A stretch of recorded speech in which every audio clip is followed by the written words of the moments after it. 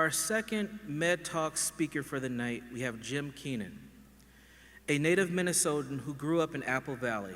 He and his wife of 34 years owned and operate Power of Relationship Emotional Wellness. He has been working in the mental health field for the past 34 years and is passionate about keeping young people safe.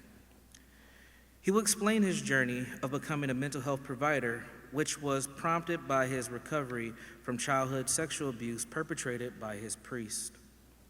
He finds peace in painting and even teaches painting classes for the residents at the Meadows Assisted Living in Savage. He and Stephanie have 2 amazing sons and recently became grandparents. Jim wanted to acknowledge his amazing staff and the work that they do to better the lives of people they serve at Power of Relationships. Please welcome Jim to the stage. Thank you, sir.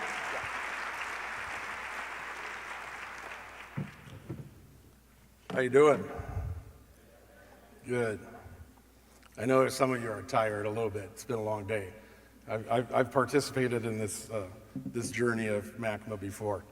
So hello, my name is, I say that a lot to people. My kids give me a hard time because I talk to anybody and everybody all the time. So I may have talked to some of you in the hotel lobby or any of the lobbies.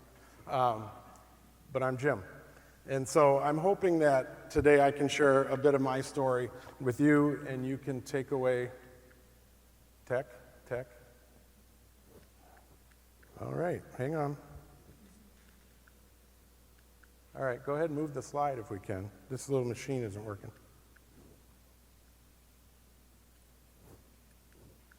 All right, I'll just go forward.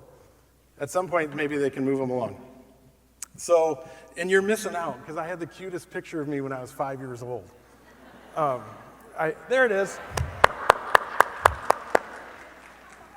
That is sitting by my desk. And I look at it every day, and I watched a TED Talk, one of my very first ones a long time ago. It was about 2 minutes.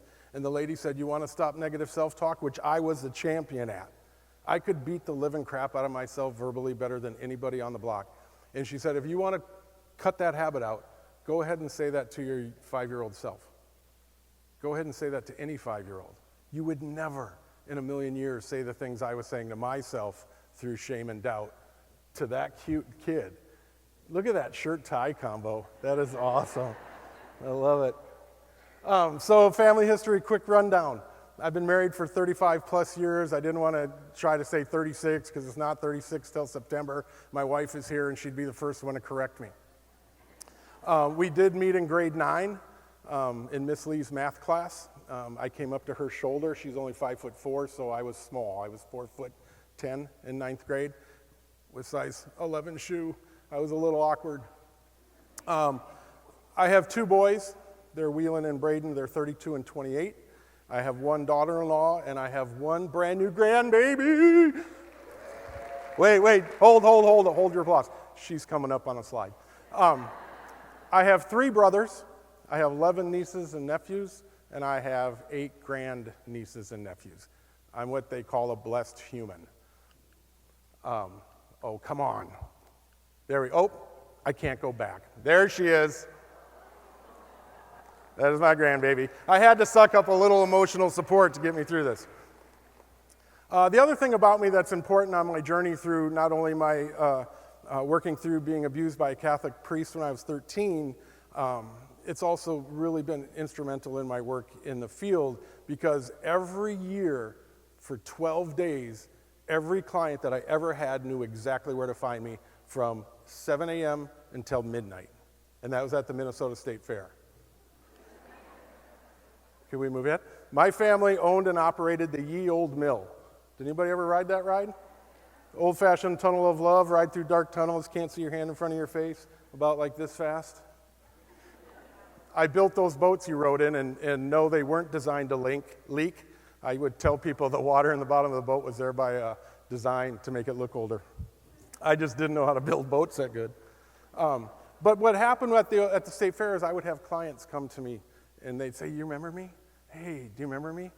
And that was a lot of times in our field, once a client leaves our world, we don't get to see them again.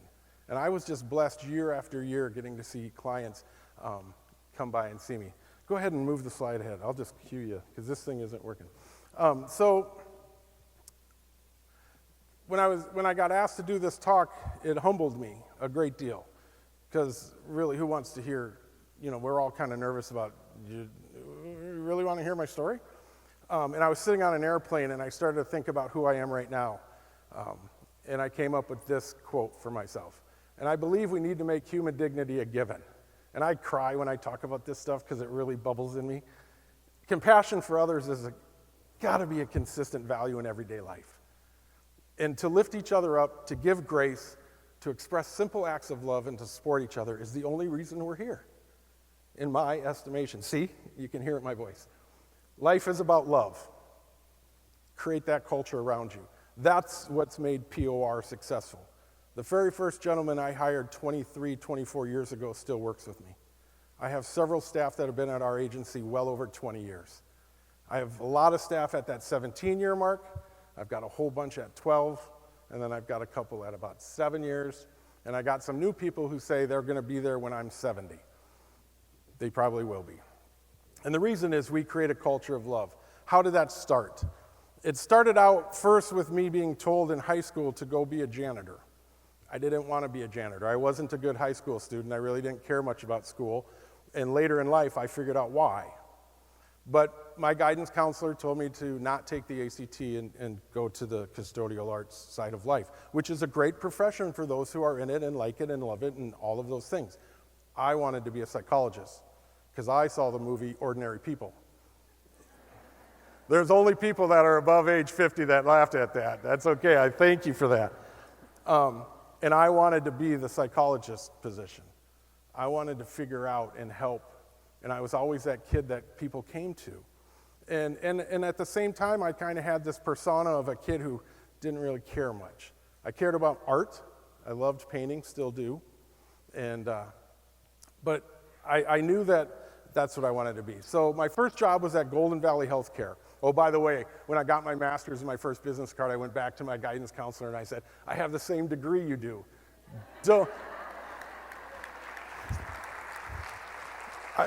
And I told her, I said, you never know when you might take a kid's dream away. And that lesson taught me that I never know what a kid is going to take away from me. Like, what are they walking away with? What is a client going to walk away with from me? So relationship became everything. It became the foundation of what I did. My first job, Golden Valley Health Center, a locked unit, 8 kids. They were super bad behavior kids. Compared to today, not so much. Their level of violence and aggression wasn't what we see today. But it was my first job, and we went ahead too fast. But I started to get in trouble at that job because I didn't like the point system and I didn't like punishment. How are you going to punish trauma out of a kid? So they're acting out on trauma, and we're going to punish them. That doesn't make sense to me, so I didn't do it, so I get in trouble for that. One time I took all my boys out. I had 8 boys on the unit, and I laid them out, and we're in this little yard. It's got wire razor on top because, kids with severe trauma and emotional disorders really need to have a wire razor in their life. So I lay them out on the grass, and we start looking at the clouds, and I start pointing out the shapes. You've done this? Oh, look, it looks like a teddy bear. It looks like a tiger. And I start telling them a story about how this is something I did with my mom. My mom has MS, and running around with mom wasn't a possibility, but sitting in the lawn chair and watching the sky, now that was the time you could spend with mom. And I'm telling mom stories. And way at the end, this kid who's just super angry, he's out front, a state kid, he yells down, he goes, I never had an effing mom. This is a kid who hadn't really talked much in group. So I respond, and we go back and forth, and before you know it, all these boys had interacted, laying on their backs, not having to look at each other, looking at clouds. I was told if I build that group, I would be written up for fraud because the psychiatrist who witnessed it and watched it, unbeknownst to me, told me that that wasn't a real group. And in my heart, I knew I was in the right direction. So I kept getting in trouble. Golden Valley tanked. I went to work for another company, and I was based in Richfield Schools. And I totally believed, in my belief, that it was the relationship you make with a kid that's going to help your words get into their soul in a way that they need them so that their life can be a little bit better than it is. And I kept pushing the relationship issue, and it started to work. I had great success. I got in trouble for sidewalk chalk on account of I had each kid draw a picture in the sidewalk. Now, these are 9th to 12th grade kids. Cypress Hill had just come out. Remember that song, Insane in the Membrane? That was huge. So one kid draws a big weed leaf, another kid drew a weapon, and the principal comes out and he's like, and I'm happy as heck right now because my kids are interacting, and they're interacting with me. So I'm on cloud nine thinking I'm the greatest thing since sliced bread. Principal comes over and he looks at it and he goes, you have 5 minutes to clean that off or I'm charging each and every one of you with vandalism. And he was dead serious. And I was like, oh my God, are you kidding? You just reinforced every bad thought this kid has about any sort of authority. And I got in trouble. And so I started to, you see a theme here, right? I'm doing it outside the box and I'm getting in trouble. But relationship was everything. I had this one kid, and he had lost his father, and his mother had kind of gone to the bottle as a self-medication, and life that was fairly normal had fallen apart. And this kid had missed like 2 weeks of school, and during therapy, he had told me he had some self-harm thoughts, and we had done safety plans, and I had notified everybody. I did everything right, but I always in the back of my mind. And then all of a sudden, for the last couple of days, kids were telling me they hadn't seen him. And I'm like, oh, this is bad. And he told me where he was if he was going to hurt himself, where he'd do it. And so all of a sudden, I got a note on my door, and it said, Wood Lake Nature Center, 4 p.m. And I'm like, anybody know Wood Lake Nature Center in Richfield? It's kind of a dark, gloomy place. This is November, so by 4 p.m. it's dark. So I wander into Wood Lake Nature Center, fully expecting to find either he's harmed himself or he's going to. But I went by myself. I told this guy in the neighborhood, hey, if I'm not out in like 25 minutes, call this number. I gave him the police liaison number. I said, I'm going in to see if I can't help this young person. So I go in, and I'm walking around, and I know what tree he's potentially hanging in, and I'm sweating bullets in November, but I have to go to the bathroom really bad. So I don't laugh. Everybody has to go to the bathroom. So I step into the cattails, and as a guy, it's kind of easy. So I'm going to the restroom, and from here to the front row, a deer jumps up, scares the bejesus out of me, which then causes me to urinate all down to my front. So here I am in November, pants full of pee-pee, steam coming off. I look at my clock, and I'm like 4 minutes from the time that he's going to call the police liaison, who's going to come and help me. So I decide I got to go. So I bolt out. I get to my truck. I had locked my keys in it. Neighbor guy gets me out. I go to school on Monday, and here's this student. And he's sitting there, and all of my guys are laughing at me, and all of a sudden, one of them finally goes, piss yourself lately, Keenan? And I looked, and I was like, matter of fact, yeah. And so we kind of held group, and he left, and the one student was left, and he came up to me, and he goes, I just needed to know if you'd show up. Whew. That was 30 years ago almost. That's the power of a relationship in this business. We don't do this work because we're getting rich. We do this work because our soul almost demands it of us. So how did power of relationships start? I had no idea that I'd be a businessman. I am not a businessman. I left math in 10th grade. My wife will attest. So I took the EPPP 4 times, passed it on my 4th time. I had to pass it that time, or I'd have to go back and get a PhD to have my license that I have now. I was a little motivated. So I got that note October 1 of 1996, and Stephanie called me screaming. She was so happy she'd opened up the letter, and I said to her, I was working at Richfield Schools, and I had a private practice a couple hours a week, and I said, I'm going to start my own company. Now, mind you, she's pregnant with our second baby 2 weeks from delivery. She's like, can you do it? I'm 28 years old. Of course I can do it. You see the Kool-Aid guy crashes through a wall, and he doesn't even spill. I'll be fine. So we go to the bank. We take out a home equity loan worth about half of my year's salary, which back then was nothing. And I got an office and I started. And I started Power of Relationships. And it became my motto. It became what I am.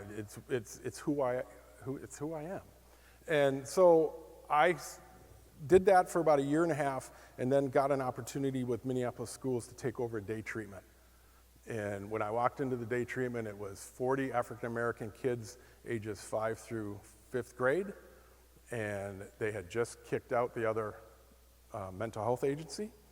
And they introduced me to Mr. Spann, who was my first hire, who is still working with me today. And Mr. Spann is about 6'7", solid guy. And Mr. Spann said, I know a guy. He introduced me to Curtis Washington, hired him. He wore a suit. I don't ever wear a suit. Kurt looked great. I'm like, he's my guy. They said, we know another guy, Lawrence Coleman. So Lawrence came on. And then and the principal said, I know a woman you have to hire, Melissa Simpson. Great. Here's this team. So we do this day treatment. That turns into an RFP. I write it, having no idea what to do, and we got the bid. And POR grew. And all of a sudden we had this thing, and the first thing I did was, we're not doing a point system. We're not doing punishment. These kids are punished enough. And I did battle with teachers on what was important.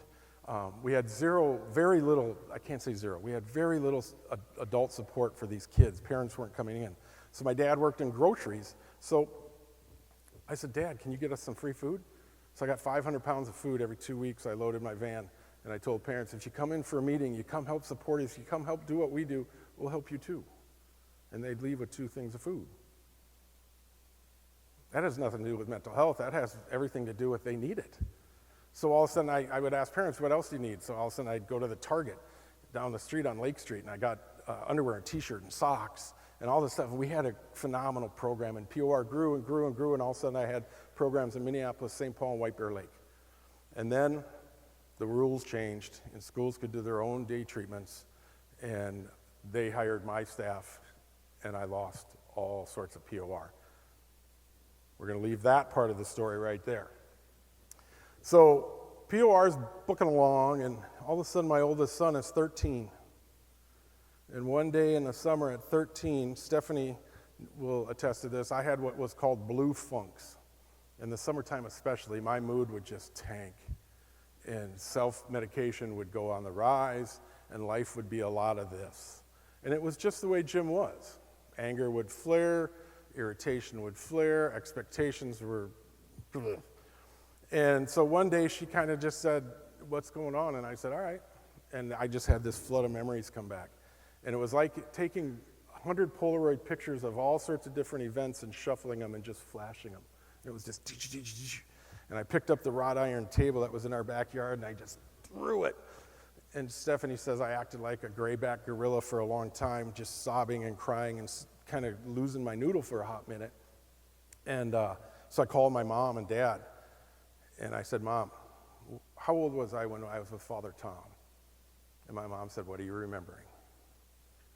And Father Tom Adamson's a famous case. I didn't know it at the time. I thought I was one. I thought I was one of one, just one. And so for the first year, I just kind of struggled with it, did my best.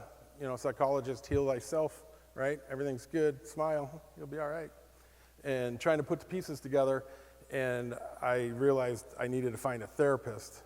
But I also realized that I needed something else after hearing Jeff Anderson. He's the little lawyer that you guys have seen on TV with Catholic Church stuff with the little round glasses. That guy's got more energy than anybody. So I called his office, and I went to see him, and he could finish my story for him, and I could finish his. I was the 34th victim to come forward to his office. He'd been working with cases since 1993. Tom's first victim was 1967, the year I was born. So if the church had done their job, I would have never met him. So I'm Irish. That pissed me off. Big time. So I said to, Jeff said, do you want to bring a suit? And I said, yeah, but I can't tell anybody who I am. I was petrified the Board of Psychology would come and yank my license for not being emotionally fit to hold such license. So I was John Doe 76C, and we started a church suit in 2006, and that went on and on and on, and and they offered this money, and we declined because I wanted 13 things done that would keep kids safe. I asked for $0. I just wanted 13 things done. They wouldn't do them. So anyways, we kept suing the church, and finally my case went to the Minnesota Supreme Court and it lost. That pissed me off. So I said to Jeff Anderson, what can I do? And he said, well, you can't do anything as John Doe 76C. And one of the things I believe, and I have this written several places in my cubby and in my desk, is what we can't communicate controls us. And I wasn't able to communicate my trauma. A, it was kind of embarrassing that it didn't come out till I was 38. B, it was embarrassing because it happened. And C, it was embarrassing because I should be able to work through it because I'm a therapist for, geez. And so I went before a couple committees to help get a bill that had started in 1993 called the Child Safety Act passed. And I was the first victim to go forward and be a Minnesota victim. Here's my face. I'm Jim Keenan. I went on the TV news. The world knew it. Friends of mine who never knew it were calling and going, what the heck? They were dumbfounded. And the bill passed. And that bill has now been passed, and I think it's 19 states now, and that is the bill that causes the church to go into bankruptcy in every state where it passes. Because that allows...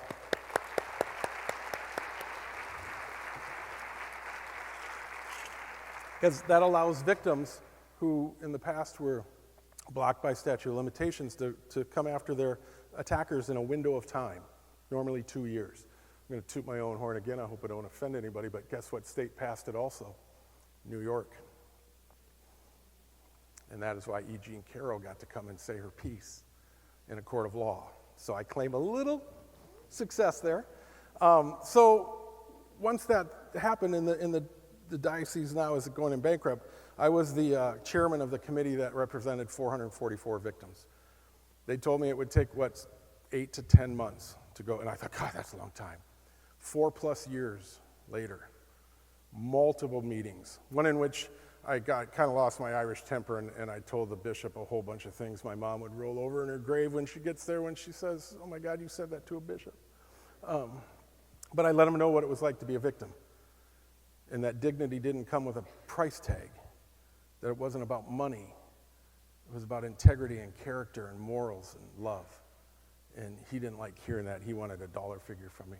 So that's all happening in my life, and POR just continues. What I did do is I suspended all my client contacts. I stopped seeing clients. I got into EMDR. If you know anybody who's had trauma and they're looking for an intervention that's amazingly powerful that to this day, I don't know how it worked, EMDR. It's fantastic. And I started to take care of myself, and I worked through it. If we can go to the next slide. And I started to work through it. Now, 2006 was when I filed bankruptcy. POR was rocking. So I decide, let's buy a resort. What? It's normal. So there's this resort. We have a little cabin, used to be part of it. The guy says, I'll sell it to you for contract for deed. I've since learned sometimes with severe trauma, sometimes you get a blurred reality. I believed I could do it. So we leverage ourselves to about $1.6 million. This is 2006. Banks are giving out money left and right. We rehab this resort with the whole plan. I can have families who have kids with emotional difficulties come up and we can do some therapy. And it worked. I had therapy on the pontoon once. It was fantastic. I had therapy on the end of the dock. It was fantastic. You can't, marriage therapy in the sunset is pretty impressive. It's pretty impressive. So guess what happened in 2008? The banks collapsed. So all of a sudden, we had a lot of debt, not a lot of refinance opportunities. And the guy who I bought the contract for deed came and took it from me. And so we filed bankruptcy. You see why I called this talk Stumbling is Forward Progress?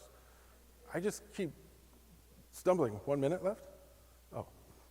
And so, I don't know what you're saying, Steph. My wife's in the front row going like this. I don't know if I've got 1 minute left. Is that what I got? Oh my gosh, I see. So real quick, I gotta tell you about Deb T. We filed bankruptcy, and without her, POR would have stopped in 2010. And I was sitting in a coffee shop, and I had met her at a workshop tabling at an event like this. She thought I lived in Park Rapids. It was for the resort. I'm sitting in this coffee shop in Savage, Minnesota, and she says, "How you doing? I know you." I always say, Minnesota State Fair, mental health. That's where you're going to know me from. She's like, "Oh, you got the resort." And I said, "Not anymore." And she's like, "Oh, what happened?" "I lost it." "Oh, okay. See ya." She walks away. She calls me about 5 minutes later and says, "Are you still there?" And I'm sitting there sobbing. And I said, "Yeah." She goes, "Well, I'm coming by with a check for $125,000. I said, "Why?" She goes, "I don't know. There's something about you.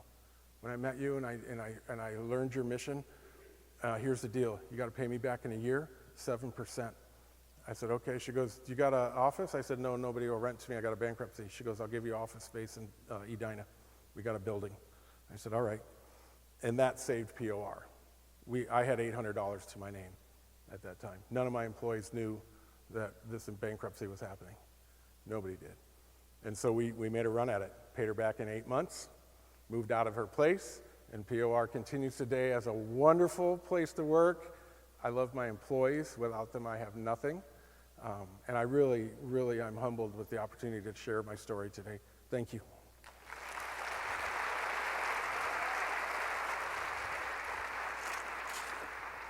See, I could go on and on. Perfect.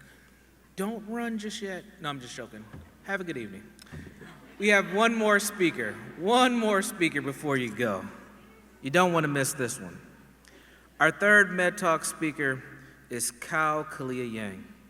Kao Kalia is an award-winning author who will do a reading from one of her many books. Kao Kalia is a Hmong American teacher and speaker, in addition to being a writer. She was born in a refugee camp, and many of her books cross audiences and genres connected to her Hmong American heritage. Kao Kalia was a selective mute in English and did not speak from K through 12. So please welcome to the stage Kao Kalia Yang.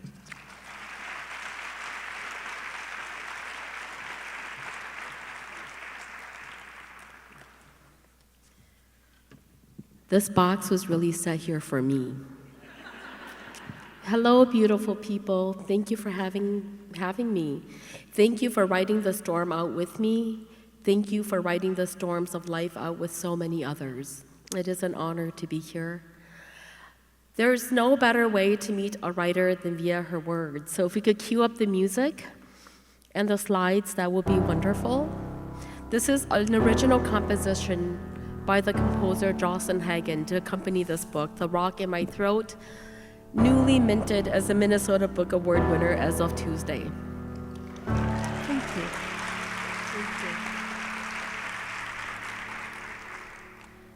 Yep, so if we could cue up the slides, I'll begin with the reading. This is The Rock in My Throat by Kao Kalia Yang, illustrated by G. Mei Lin. My dedication.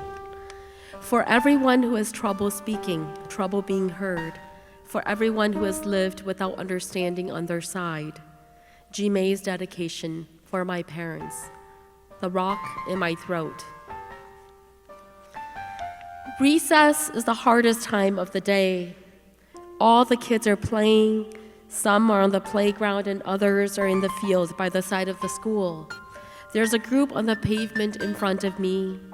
The teachers are all busy watching over the kids and talking. I look at the sky, I look at the ground, I look at my feet, I look at my hands. I look all around so that people can't see that I'm lonely. I'm relieved when I see a feather on the ground. It is a gray feather, a small one, like dandelion fluff, only a little bigger.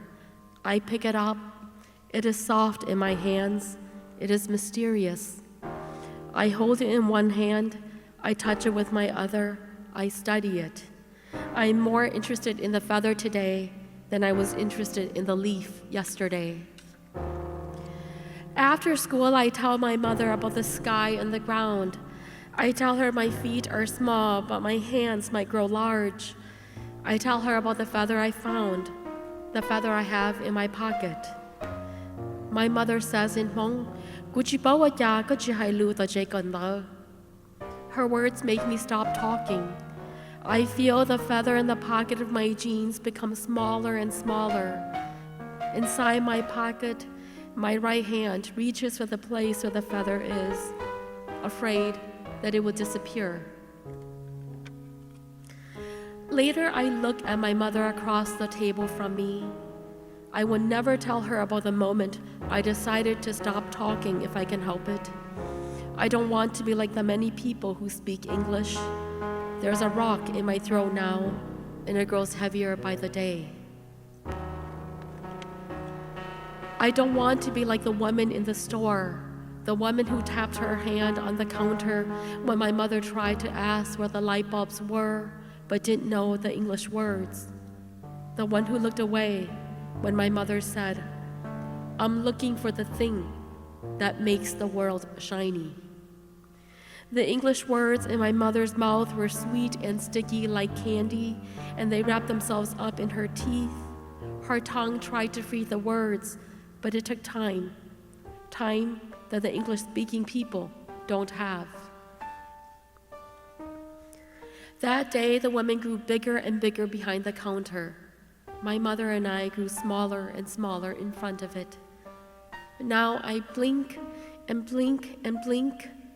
Across the dining table, I shrug at my mother, letting my shoulders go up and then down. I say, "Could you both here?" At first, no one noticed when I stopped talking at school. I continue to sit at my assigned desk. I continue to keep my desk clean, my hands to myself. I continue to keep my eyes on the teacher at the front of the classroom. One day, our teacher is sick. We have a substitute who looks a lot like our teacher. She doesn't know who any of us are, but she has a list with our names on it. She calls them one by one. My last name starts with a Y, and I know I'm last.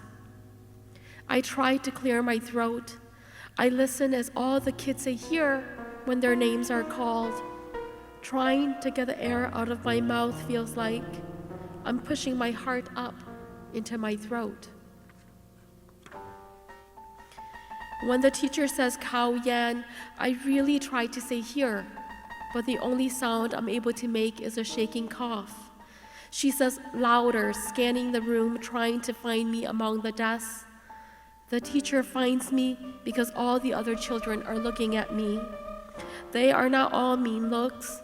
A few of them, the nice ones, show on their faces that they hurt a little for me. I dig into the carpet of our classroom with the tip of my shoes. I want the floor to open up and suck me down, through the thin carpet, through the thick cement, through the pipes, through the basement, through the ground, all the way to the core of the earth, so that the burning in my face would feel cool next to the plasma underneath everything. Instead, I raise my hand, feeling the heat rise from my throat. The substitute looks at me and smiles. "Next time, speak a little louder." All day long, the volume of my listening to her voice is turned up on high. I can't focus on the math problems on my worksheet. When it is free writing time, I can't write anything at all. Every time she asks a question, I look away so she doesn't ask me anything. I'm exhausted when I get home. I'm exhausted every day after that. I'm exhausted every time I go to school. I'm exhausted every time we are in the world that speaks English. The only place I'm able to rest is at home. Everyone at home speaks Hmong. My mother, my father, my older sister, and my aunts and uncles and cousins when they visit. Everyone speaks normally to everyone else. It is a song, uninterrupted, and it flows and flows. It is time for parent-teacher conferences. The teacher sits on one side of the table. My father, mother, older sister, and I sit on the other. The teacher wants to know, Does cow speak at home? My sister says in Hmong. This teacher also wants to know if Galia speaks at home. My father and mother look at each other, and then my mother says, tell her Galia speaks all the time. My sister says in English, my mother wants me to tell you that at home cow speaks all the time. The teacher bites her bottom lip a little and flattens the line of her mouth, looking at me like I'm a puzzle. The teacher stops biting her bottom lip and the corners of her mouth lift in a smile. She says, cow is doing well in everything, but she won't talk at school. I turn the volume of my listening down. I focus on the wall behind my teacher's head. I imagine the concrete crumbling and the world outside coming in. The birds, the winds, the leaves touching at their tips. They're clapping for me, but the hands in my lap are clasped tight together. In the car on the way home, my family is quiet. Once in a while, my father looks at me through the rearview mirror. My mother turns her head to check on me. My sister pats my hand. They all feel bad for me. I feel bad for all of us. Our brown car coughs into the air every few seconds. Puffs of smoke rise behind us. No one says anything. I know we all have rocks in our throats and each of us is trying our best. The problem is that mine has grown too big and too heavy for me to move. Recess is the worst time of the day. The pebble I've picked up is the size of the tip of my little finger. Its surface is gray but has speckles of white. In the light of the sun on my palm, the white sparkles like diamonds. It is the most interesting thing I have ever seen in my life. The girl in front of me speaks very clearly and slowly. She says, "Do you want to play with me?" All of my heart wants to play with her, but the weight of the rock is too heavy for my tongue to lift. My throat works, but the words don't come out. The rock grows bigger and bigger as the seconds pass. I don't know how to dislodge it, so I grip the little pebble in my palm. I don't look at her, and I shake my head, no. When she walks away, I repeat her name again and again. Julia, Julia, Julia Chang. I tell myself, one day, maybe she can be my friend. And that page right there, that is Kao Kalia Yang standing outside of the McDonough Housing Project in St. Paul, Minnesota. That is 7-year-old selective mute Galia smiling because her father said that she was so cute in her brand new jeans. The author's note's a little small, so I'll read it for all of you. I was 6 years old and my family came to America as refugees of war from the camps in Thailand. For the first years of my life, Hmong was the language that I had built my home in. When I entered school, English was everywhere. Slowly, I picked it up in bits and pieces. I liked the way the words tasted different in my mouth, the way they did not need more air to float, the way they connected to one another, not like words holding hands, but like magnets and metal. Everything changed when I was 7 years old. I became a selective mute in English halfway between first and second grade. I stopped talking at school. I got by with nodding and doing the thumbs up. In fact, I wouldn't speak in English voluntarily until I went to college. In college, I learned how to whisper. When I became a writer, some of my childhood teachers came to my events to hear my voice. They knew me. They all said I hadn't changed much, but they had never heard me talk before. A few of them wept, hearing my voice for the first time. One of the big questions in all of my years of silence was why? At 44 years old, I'm finally ready to answer. This book is that answer. I'm answering the children who asked the question directly and sincerely all those years ago, the ones who were trying to understand. I'm answering the children who, like me, were also quiet and weren't sure why or were afraid of hurting the people around them with their honest answers. I want each child who is afraid to talk, unable to find the words, to know that sometimes it takes a long time for us to understand and an even longer time to express ourselves. I'm answering the question for the second grade child who was me, young Galia, who wanted and wished desperately to one day be able to answer this question for herself, her teachers, and especially her family. Mother, you used to say, I don't understand why you won't speak at school. I used to tell you, I don't know either. Mother, I can tell you now. As a child, I saw the people who spoke fluent English walk away from your efforts to be understood, and I felt your pain. I couldn't protect you, so I did the only thing I knew to do. I stopped talking in English. It was my great revolution against a world I knew was not listening to you. I couldn't control when the rock in my throat started weighing me down. I felt sad and sorry that I couldn't speak for myself or for you for so many years. But those years have come and gone. I now know that sometimes the words that I cannot speak into the world, I can write in it. Now when I think back to all those silent years when I listened and listened, I'm filled with gratitude for all the lessons I learned.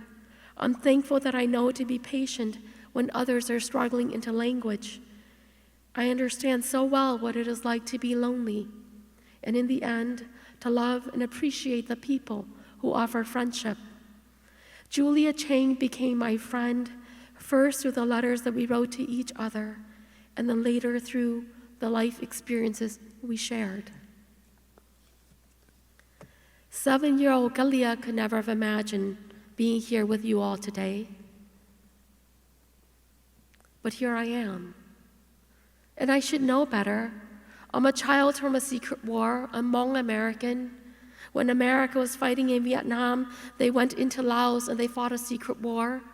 The Central Intelligence Agency of the United States of America commissioned 32,000 Hmong men and boys to fight and to die on America's behalf.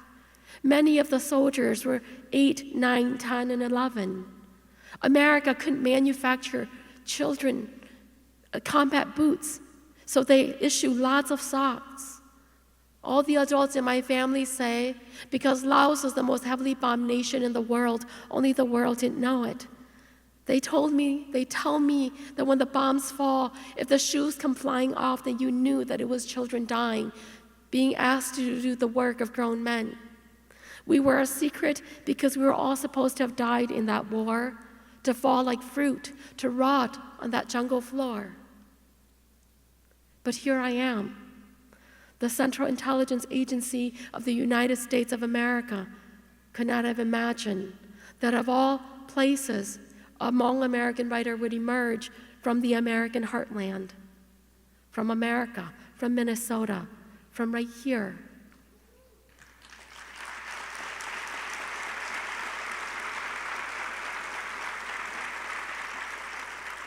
So maybe I should have known better.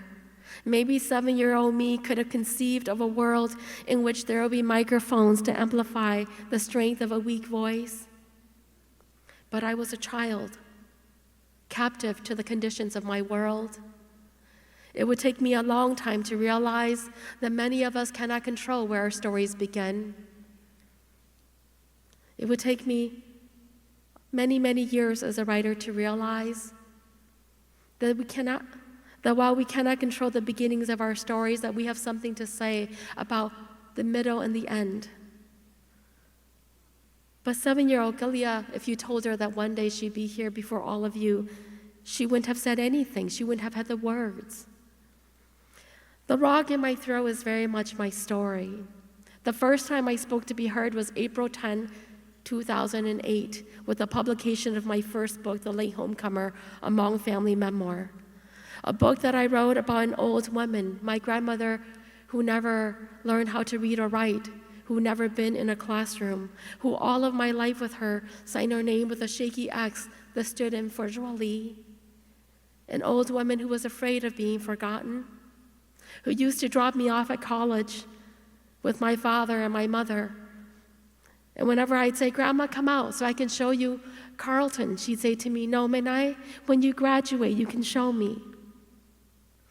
My grandmother who couldn't wait until my graduation, because my senior year, she took a fall in Brooklyn Center, Minnesota, and when I went to her and said, get up, Grandma, she said, no, I can't. She said, you have to understand that there were people who loved me before you. You have to understand that before you, I had a mom and a dad, brothers and sisters, your grandfather, my most precious baby girl. My grandmother who told me that while there is no Hmong land in the map of a bigger world, she was going to climb the Hmong mountain in her heart. She was going to swing open the door to the house of her youth, and dinner would be ready. Everybody would be there. And they would look up and they would say, why are you so late in coming home? My grandmother who told me it would be selfish of me to cry for her to stay. So I cried for her parting. After my grandma died, my mom and my aunts went through her 13 suitcases. None of Grandma's children could afford a house big enough so that she could have a bedroom of her own. So everywhere she went, she carried 13 suitcases from the house of one child to the next. When they went through the 13th one, they were astonished to find that it was full of letters. Love letters that my older sister Dao and I had written Grandma all of the years we were apart. When we lived here in Minnesota and she was in California, and money was the thing that kept love apart in America. We didn't have long-distance phone plans. We couldn't afford the calls. So my sister and I, we wrote sheets of paper and we pressed so hard on the page because we thought even if Grandma couldn't read our words, she could feel our love. I walked toward this pile that they swept up, they were going to throw away, and I picked up a postcard that I sent my grandma the year I did a study abroad in Thailand. It was of a Thai actor that I wanted to marry. I wanted her approval. I flipped it over and I saw that my grandmother had read it so many times with her hands that the ink had run off, and all you could see was how hard I pressed onto the page. I was young. I thought then that if I wrote one final love letter to my grandma, somehow I would learn how to live in a world without her. So I started writing. I was 22 years old. I was on page 37. There was a lot of things I wanted to remember about my grandma, people. Among them, the fact that I used to wish on the highest stars in the sky, and when they didn't come true, I would grow sad and despondent, and my grandma would tell me, no, you are doing it all wrong. The stars are too high. Send it on the airplanes. That means that there's somewhere in the world waiting to be found. Life would take you there. There was a lot of things I wanted to remember about my grandma. My father said, what are you doing? And I told him, I'm writing my final love letter to my grandma. And my daddy says to me, do you know that if you dream in the right direction, the dreamer never wakes, the dream never dies. It grows stronger and stronger, Menai. And so an idea was born. This refugee child on the east side of St. Paul in a rotting house had a dream. What if I turned this love letter into a book? What if one day, if I get very lucky and I become an old woman, if my memories grow wings and they start flying far away from me, wouldn't it be nice if the world remember? That book became The Late Homecomer. The Late Homecomer becomes a Minnesota Book Award winner. Now it is a National Endowment for the Arts Big Read title. It's replaced the poetry of Emily Dickinson and Huckleberry Finn on the NEA Big List. Now I'm the author of so many books, some of them not my own. I'm going to close my time with you with a small reading from a book called The Shared Room. Grief is the thing that ties all of the stories you've heard on this stage today. Grief is the thing that ties all of us in this room together. Several years ago, whenever I did a reading on the east side of St. Paul, a little girl would come. I found out that her name was Gianna, Rainwatcher. That was her name, Rainwatcher. One day I asked her, I said, Jenna, why do you come to all of my readings? She looked up at me and she said, because when I grow up, I want to be a writer too. And I said, what kind of a writer do you want to be? She looked up and she said, the kind you are. Several weeks later, I read in the newspapers that a little girl had drowned at Lake Elmo. In the following days, I found out that it was Jenna. I went to her funeral. I saw how small her casket was, how her father could wrap his arms around the wood. As a mother, as a child, I was broken for her. So I went to the bookshelves that I loved to find a book that would speak to that kind of grief, to her brothers and sisters, to her classmates. There was nothing suitable. So I did the hardest thing I'd ever done. I went to her mom and dad, and I said, can I write a book about Gianna for your children? And they said to me, nobody has written her name and email since she died. You were the first. Yes. And so I wrote this book with their permission. There is no accompanying music. I don't have the visual slides for you. But I want to read a little bit from this book. Dedicated to all the children who miss and grieve and love those who have gone. For the siblings of Gianna, Thili, Thiku, Dwali, and the new baby Lucia, her sister always and forever.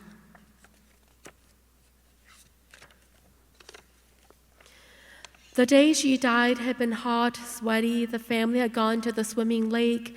Bright umbrellas unfolded on sand like flowers in bloom. Elderly people read their newspapers and books on lounge chairs and towels. Young men and women play volleyball nearby.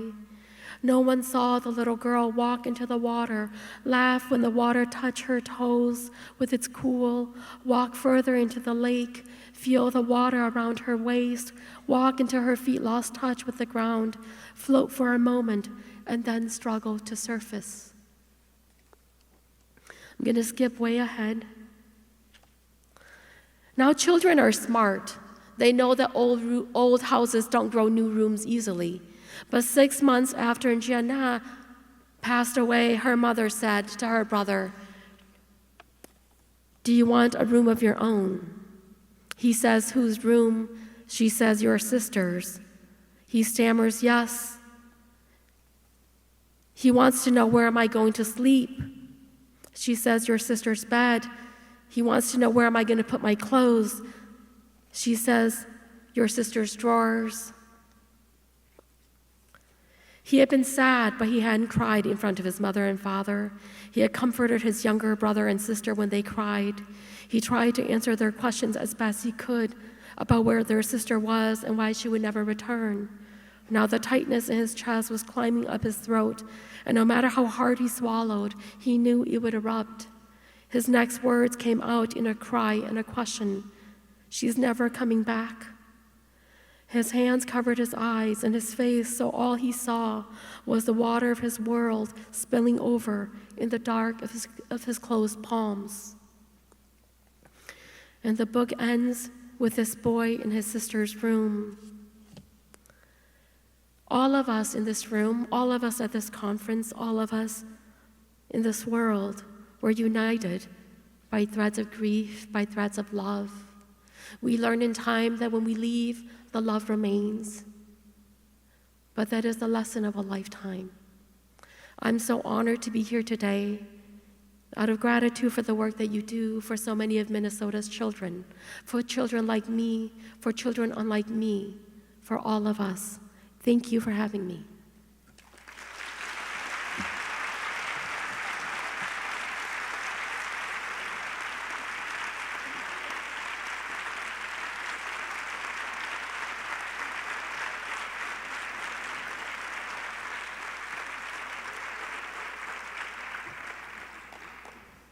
All right.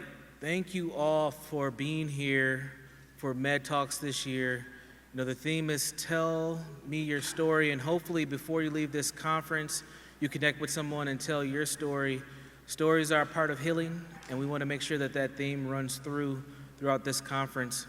We'll be back tomorrow bright and early, 9 a.m. To kick off, I'll be the keynote, so definitely tune in. I'll be telling a bit of my story. So definitely come back. Please be safe, be constructive, be well, have a good evening. See you tomorrow.